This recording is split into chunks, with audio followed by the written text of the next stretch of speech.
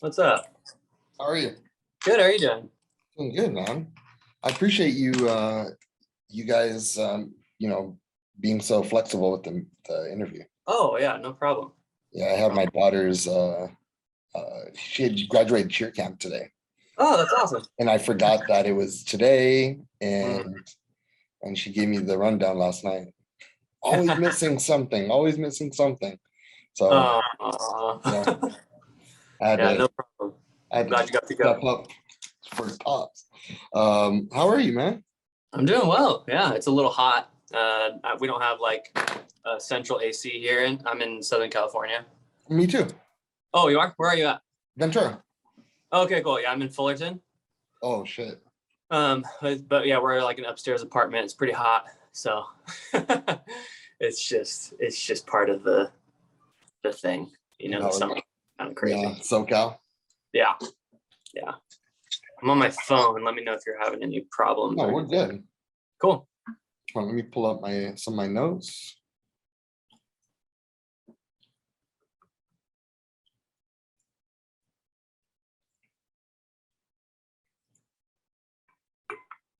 All right, How cool. long have you been running this? Our magazine has been around since 1996. Wow. So I think we're maybe 97. So, but I've been involved.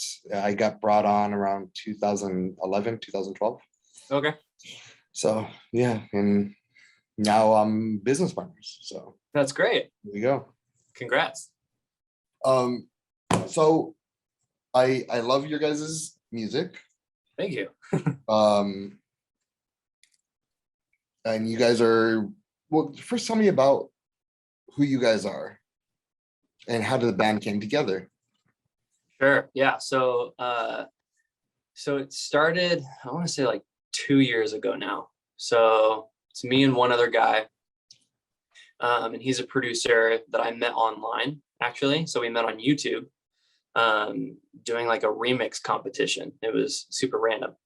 And he's out in Montana, and his name is Solo Ray. And he ended up winning a remix contest that I was a part of for songwriting. So I wrote the song and he twisted it. He was Yeah. one of the like 1,500 people that made a version of it that ended up winning. And I really liked what he did, and so I reached out and was just asking, do you want to do original music too?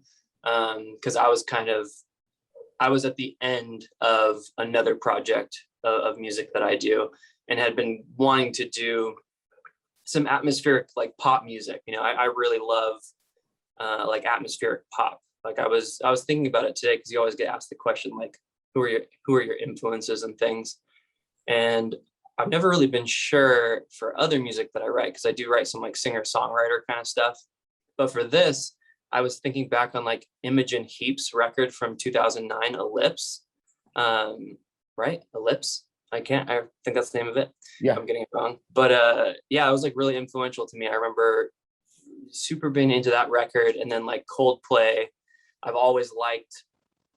I think some people didn't like when they did Ghost Stories because it wasn't as band driven, but I love that record so much. And so I've been wanting to do some like atmospheric pop music that really had like a strong song at the center of it, because a lot of pop music, it's about the production. It's not as much about the songwriting. And so, anyways, I started talking to him, and I've worked with like a lot of different producers on pop music, like trying to get a sound that feels like what I'm imagining in my head. And it's been a lot of clicking through samples and sounds and just being like, no, that's not the right sound. No, that's not the right sound. And that's just for like a piano or or a synth or something. And so when I met Solo online, I just liked the way he thought about music. It was very different than the way that I thought. So when I would give him a song and he would say, how about this version of it? It was better than I imagined. It wasn't just, and I liked that because it wasn't just coming from my perspective. So I just asked him, do you want to do some original music? I'm going to write songs at the piano and I'll send them to you and you can do whatever you want. And so that was how it started. That was probably about 2 years ago, right? It's 2021. Yeah. So it was like 2019. And so I sent him probably like about five songs, and we were working so quickly. Like I would send him just a vocal and a piano track, of like the song that I had written. And he would send me back something in a couple days, and minus a couple little tweaks or sounds, I didn't touch the track. Like it was just, it was like I finally met somebody where I was like, yeah, that's it. And that's like really exciting, when you're on the same page with somebody, because it can be really exhausting when you're trying to, like, you don't have the language to describe what you're hearing in your head. And so it's just a lot of like, no. So yeah, that was about 2 years ago. And he's a full-time producer. So it's really my project. Like Clo Sur is this thing that I'm spearheading, but it's only, he's totally part of it. Like, even though he's a full-time producer out in Montana, I mean, the soundscape of the music, he is the band, and it's, based around songs that I'm writing. But it's really cool to have somebody that every time we do a song and he sends me a version, how about this? I'm like, yeah, that's it. It's so cool. What are those little things that, because I when you're coming down to those, people who are on the same page with you, it's those little things, you know what I mean? Yeah. Not the big Yeah. things. A lot of people have the bigger goal and the bigger vision, but what are those little things that push this guy over the top? Yeah, so I would say it's like, for those people, and I'm sure too, but for those people who understand music, like there's different voicings of chords, right? So you can do different versions of chords that can add a little bit of complexity. I would say he does that really well, to the sense of he ends up supporting my vocal in a way that I think elevates the song. So I'll send him a piano with me singing, but they're very simple chords. And I'll always say, you can do whatever you please. I want there to be a piano like at the core of the song, but if you hear a different voicing for a progression, like, feel free to change it. And he'll do those little things where instead of this minor chord, he'll do this version of it, or, instead of this major chord, he'll do a different voicing. And I just think it elevates the complexity of the song. So that's like at the core of of a song. That's one thing that he does really well. Piano is his main instrument. So I would say that's something that really helps elevate the songs. But also something that I've learned really through him is that he really goes out of his way to create unique sounds, meaning not just pulling up some clean synth sample from Logic. Like he goes out of his way to find a unique synth sound on his keyboard at home, and then run it through some guitar pedals that will help randomize it and give it this added texture.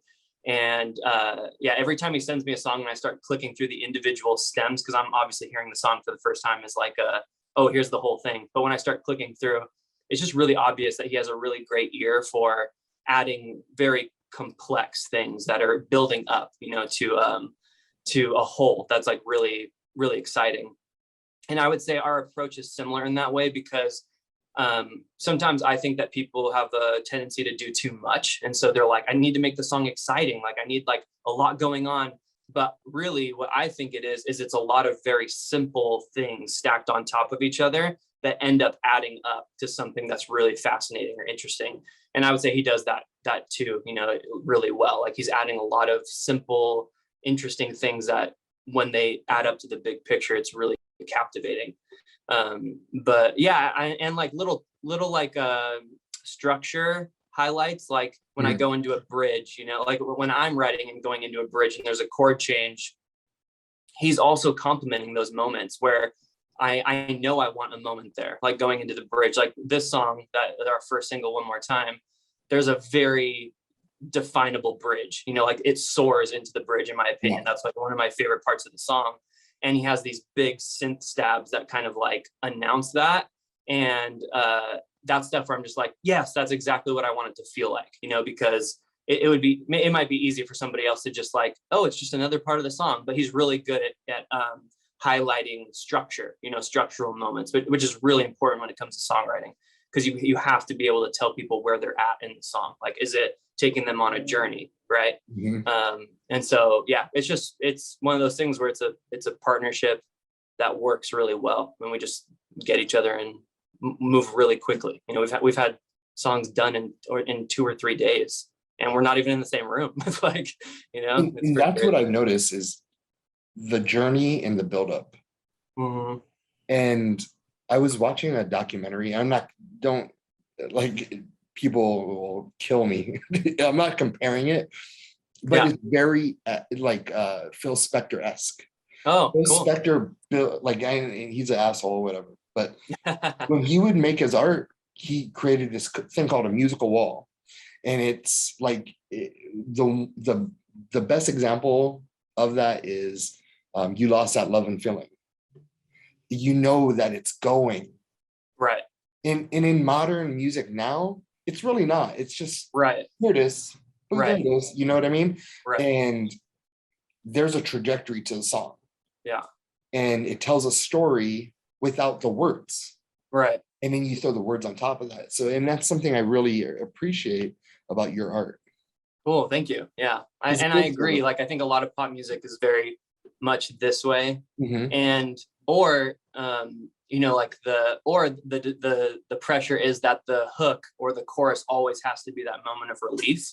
But if people are patient enough, I tend to think that like a really good bridge should be that thing, you know, and not every song needs a bridge. But yeah, it's like sometimes I want, if I do feel like a song is calling for a bridge and it should be like a moment of elevation, that should be the ultimate payoff, right? Where you're expanding on what you've been talking about for 2 minutes and 40 seconds or whatever. And then there's this ultimate moment of like, oh, and then your hope is that, right, you don't want the rest of the song to be boring, but your hope is that when people go back to listen again, they're so excited to get to that moment, right? Where they're like, oh, I like the hook, like I like the lyrical hook. And there's that moment that I like the chorus, it feels good, but I can't wait to get to the bridge because there's like this ultimate like build up and release. And it's not, I don't see that happening a lot in pop music anymore, right? It's always about the hook. It's always about the chorus. So yeah, I think it is cool to do stuff like that. And do you think, just out of, shooting the shit curiosity, do you think that it is talked about inside of, in a studio, like that is better for consumption, this? Yeah, I think it depends. I definitely think there are big top 40 artists that do it, maybe not on their hit singles, but I think they still, I think every songwriter is looking for they're looking for songs that are going to scratch certain itches or experiment, but we tend to only know them by their biggest songs. So we're like, oh, you're a sellout, and they're like, well, they're doing the thing. But I mean, I definitely think people are aware of the game of, we know we only have so much time to grab someone's attention, right? And we know that we have to have a definable hook that's going to keep people, because there needs to be like a familiarity with the song off the first listen now. It can't be, you don't have as much time anymore to like win people over. Be like, hey, unless people are really big fans of records, and then you're like, okay, I'm hoping that you're going to spend time in the record and you're going to become a fan of some of the things that you might have overlooked on the first listen. But yeah, definitely in pop music, I think people are very aware that that is like the game that's being played. Get people's attention quick and keep it right. Yeah. Tell me about you yourself as a musician. When did it start? And how has the journey been? So I would say that I haven't had much of a journey maybe that's just a general term as a musician. Like I wouldn't really consider myself a great musician. I really love songwriting. Like I think I'm pretty okay at a lot of instruments. So I pretty okay about everything in my life, man. Yeah. I can play piano and drums and guitar and bass and like the main rock ones. And I've done that in a lot of different bands. But I think songwriting has been the thing that I've gravitated towards and stayed with, just because it's still magical, right? I still don't really understand it. I've gotten better at it and quicker at it. And I'm definitely really satisfied every time I finish something.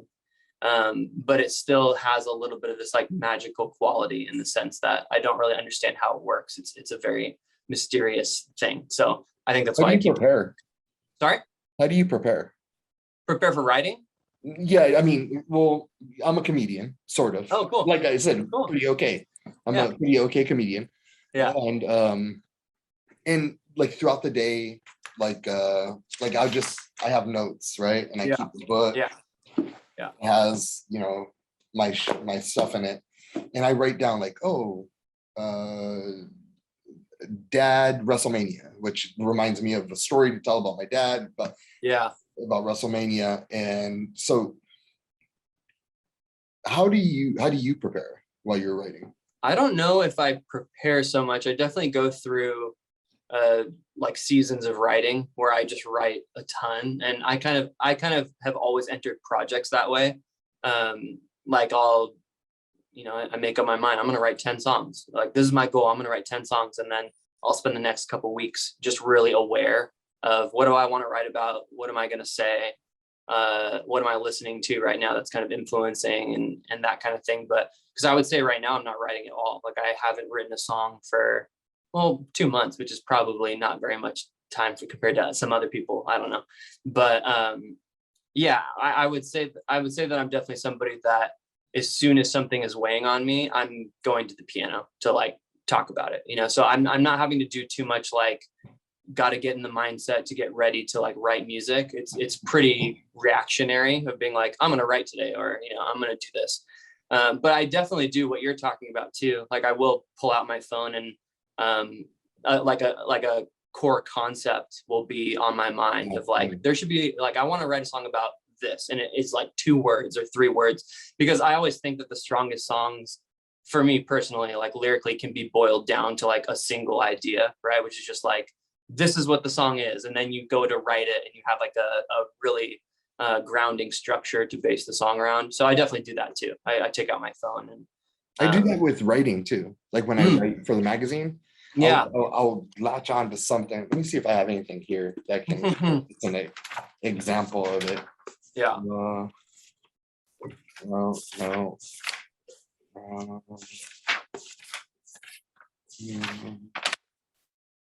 Oh, like right here, it's an attention problem. So it'll get me like, that one was like for music, like we were just talking about, it's attention problem. And Yeah. the attention of music is not like when I was a kid, because I went and searched music. Right. We didn't have, I mean, we had the internet, but Right. it wasn't like I can go through Your all phone. these different, Yeah. SoundCloud accounts, Right. Bandcamps, or Right. Yeah. No, that's 100% true. I know it wasn't as easy to find, which I think made it more exciting too, because you didn't know every little personal detail about the people you were listening to, and you couldn't like go on their Instagram right now and see what they had eaten for lunch. yeah. It's just like that kind of like mystery aspect of it is gone, which is one reason why I've structured this the way that I have, which is like the project is Clo Sur. People don't know my name, and I'm not like going out of my way to share a lot about that, but it's because I want the songs to be the songs. I want people to hear the songs, and if they find them interesting, cool. And if they don't, I'm sure they'll find something else. But I think I want all the sharing and intimacy and intrigue to be there, like in the songwriting and in the lyrics and that kind of stuff. And I want people to fill it with their own experiences too. I don't want to tell them exactly what it's about, or what I was doing that day when I wrote it. Like, I just want the songs to be the songs. So yeah. The name Clo Sur. Yeah. How did that come about? Yeah. So I wanted first of all, when I was picking a name for the project, I wanted a first and last name. So I was looking for 2-word things, so it could be a first and last name, kind of like a legal name, so that I wouldn't have to use my real name. And basically it represents what songwriting is for me. So every time I sit down to write, I always feel like I'm in between either trying to get closure, like on the past, something that happened to me, something I did, or I'm trying to get like closer to like the future me, or like, you know, trying to get closer to who I want to be. So it's about growth and progression. And I always feel kind of caught in the middle of those two things on every song that I'm writing. And so I came up with this name in the sense of like, it's the word closer with distance in the middle. And then it's the word closure spelled without the E, making it incomplete. And so it's supposed to represent that I'm like constantly in between those two. Fucking well thought out, bro. That is super creative. Thank you. Yeah, I felt really good about it. So I came up with the name probably 4 years ago now. It's been a long time, and I like registered. I didn't even have a song written, and I registered all the handles for it, like Instagram and Twitter, like a couple months or a year after that. So that was like 2018. So it's been a long time. Like I've been sitting on this project, kind of knowing what it was and what I wanted to do for it, but it just takes a long time, you know, to get. And after signing with NC, wanting to be in a place of having the songs finished. So I think we have 12 or 11 songs that are done and, or, you know, almost finished mixed. So we wanted to be prepared to be like, oh, this is what the sound is. This is what it is. And have some time to think about what the first single was going to be, and all that. So it's really exciting to finally have something out. That's for sure. That's awesome. Yeah. Do you have a nice story or a funny story or a cool story about the single while creating? All I'll say is that it's one of those songs that I can boil down to like a singular idea, which is one-sided relationships. And so, you know, I was telling people that like, whether it's love or like friendship or even people you work for, everybody knows what it's like to not be valued, to like feel used and powerless in a relationship where you're just constantly giving yourself and not getting anything in return. And so the song is really like a boundary, like, you know, it's like an anthem saying like, enough, like I'm not going to keep giving myself in this way. But I definitely wanted it to have this like, I don't know, like an air of denial. Like as many times as I say one more time in that song, people probably understand that what I'm saying is going to happen again, right? Yeah, it's supposed to be like, I'm saying this to myself because I'm through with it. But the reality is that we're not always great at like, you know, cutting things off. So that's what I wanted that song to like feel like, you know, it was that kind of that feeling of frustration and feeling used and powerless and like trying to like take control. So that's really what the song is about. But I do have, you know, it's like personally, I have those three experiences, and I'm sure many people do too. You know, it's like we all know what it's like to be overlooked or, you know, not valued, all that kind of stuff. Yeah. Fucking A, my man. I really love you. I love your art. And Thank you. I love the way your mind thinks. Thank you. But there's only one other question, and I don't want to seem like cliche when I say this, and the cliche question. But what music do you listen to that inspires you? This project, Clo Sur. Okay. Well, I would say that 2009 Imogen Heap record was really, really influential on me. I think they're really good songs, but then really cool production, right? It's like lots of textured vocals and just weird little ear candy things that I really liked. And then I would say like Coldplay is like a really big influence on me. I've always been a fan of Coldplay. Like I love his voice. I would say it's pretty obvious probably when you listen because I have like a low register voice. And I like that kind of relaxed thing with pop, and like, I mean, I'm a huge fan of pop music. Like I just am. Like there is the occasional song that I just find too shallow. I guess I would say it's like the lyrics that I usually struggle with because I want to think more, and pop doesn't always allow for that. Yeah. But I would say I'm a big fan of just like feel, like how something feels. And I've always said too that like movie soundtracks are really influential for me. Like I just listen to Hans Zimmer. Like I love movie soundtracks, things that make me feel nostalgic and kind of take me off. Like they feel transportive. And that's really like, you know, composer style movie soundtrack songs are kind of some of the only things that do that, because I think they're really simplistic. You know, it's like one repeating piano line or like one really simple melody. but there's so much emotion behind it. And so that's something that I listen to a lot that I think influences me. And anytime somebody tells me, like with the release of this song, I've had a number of comments be like, I could see this in a movie. And that's like my ultimate compliment, because I'm just like, yes, like I want to write stuff that evokes that kind of cinematic feeling, or, that thing that transports people. So yeah, that, and when people tell me, oh, I can't wait to listen to this car, or like listen to this song in my car, like it sounds like a good song to like drive to. That's the other thing where I'm like, that is the highest praise. That's like where I'm writing music. It is definitely roll the windows down with a cigarette in the middle of the night song. Cool. Thanks. All right. And I guess my last question is, do you know who Brock Lesnar is? I don't. You don't know who Brock Lesnar? Okay. I'm gonna skip on that question though. I'm gonna go to my backup question. And that is, all right, who do you think would win? A guy with his feet glued to a skateboard versus a guy with his butt glued to a bike. A fight to the death. Who's winning? Oh, a fight to the death. Wow, I was wondering, I was like, how are they winning? Okay, he's got his feet glued to the skateboard, and the other guy's got his butt glued to the bike. I'm gonna go with the skateboard. Yeah, okay. Because skateboarding was just in the Olympics, and I was watching it, and they were blowing my mind. All right, my man. Hey, thank you so much for your time. Thanks for having me. This will be in our October issue. Cool, man. All right, it was good meeting you. Good luck with comedy. That's awesome. I need more than luck. All right, take care. All right, have a good one.